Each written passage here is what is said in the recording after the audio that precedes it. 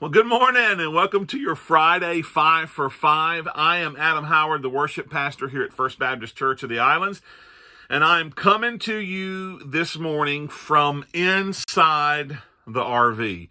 We haven't named it yet. We're still looking for names, so if you can think of a name for our 1992 Catalina Sport, drop it in the comments there. Marcia and Lily, of course, will have the final say on that. But if you think of a name that you think we should call this beast, go ahead and drop that in as you're looking there. You know, I've set up a pretty ambitious schedule for us in the midst of everything that we've got going on with my son's surgery next week. I'm hoping to have this renovation pretty much done enough that we can actually use the RV and to be able to make some short trips as a family in 4 weeks. Yes, I said that right, 4 weeks. That's my hope, and that's including a surgery, that's including vacation Bible school in there. So chances are that may stretch out to 5 or 6 weeks, but it's something that we're working toward. We've already taken everything out that we don't need. We've taken out blinds, we've taken out curtains, we've taken out the 1990s valances, and we've removed things that just don't need to be here.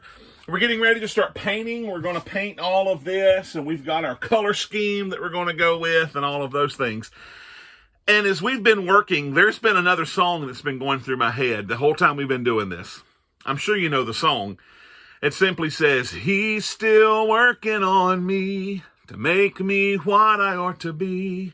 It took him just a week to make the moon and the stars, the sun and the earth and Jupiter and Mars. Ah, how loving and patient he must be. He's still working on me." You know, we've got a lot of work to do, and it's going to take a lot more than a week.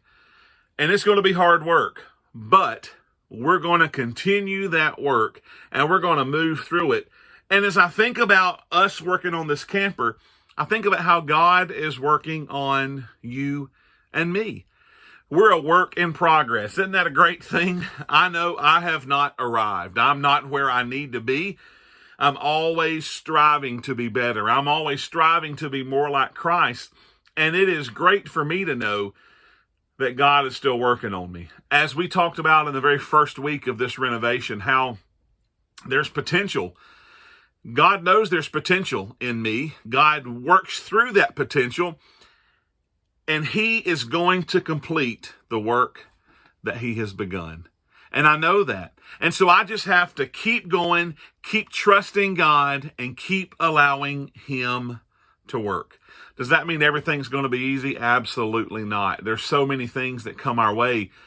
But what I do know is that God's got it, that God's going to work it all out. And I simply have to walk in his plan. Just like here in our RV, we have a plan. We know what's next. We know what we've got to do this next week. We know what I've got to do the next week after that and the week after that. I know everything that's coming, and I've got my plan, but I'm so glad that his plans are greater than ours. And even though I have a plan for my life, God's plan is far better. And all we have to do is follow the plan that he has and follow where he leads. You know, I hope that's something that you can do. I hope that's something that you're doing. I hope that it's something that you can say, God, I know you know this better than me, and I'm just going to follow where you lead, and I'm going to trust in you. 'Tis so sweet to trust in Jesus. I hope that this weekend, throughout the coming week and weeks to come, that you will be trusting in him, knowing that he is still working on you to make you what you ought to be. Just let him work and let him have control. We love you guys. We hope you have a great week, and I can't wait to show you some progress. I'm hoping by next Friday there'll be some more progress in here for you to see. We love